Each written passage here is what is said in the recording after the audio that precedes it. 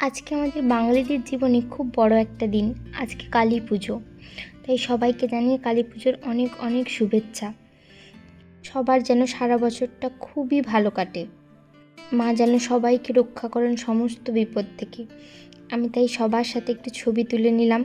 নিজে একটু সাজুগুজু করেছিলাম, কালী পুজোর দিন শাড়ি পরেছিলাম।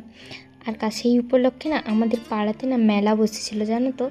আর সেখানে দেখো কি সুন্দর সুন্দর প্রদীপ, কি দারুণ লাগছে তাই না।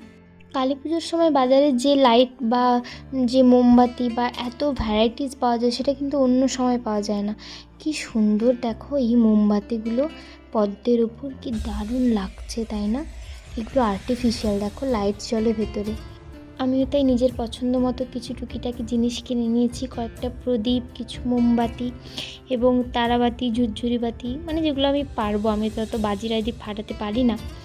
আর দেখো আমাদের পাড়াটা কি সুন্দর লাইটিং দিয়ে সাজানো হয়েছিল। সবার বাড়িও সেজে উঠেছিল এইরকম সুন্দর সুন্দর লাইট দিয়ে। আশা করছি তোমাদের আজকের ব্লগটা খুব ভালো লেগেছে। আজকের মতো টাটা।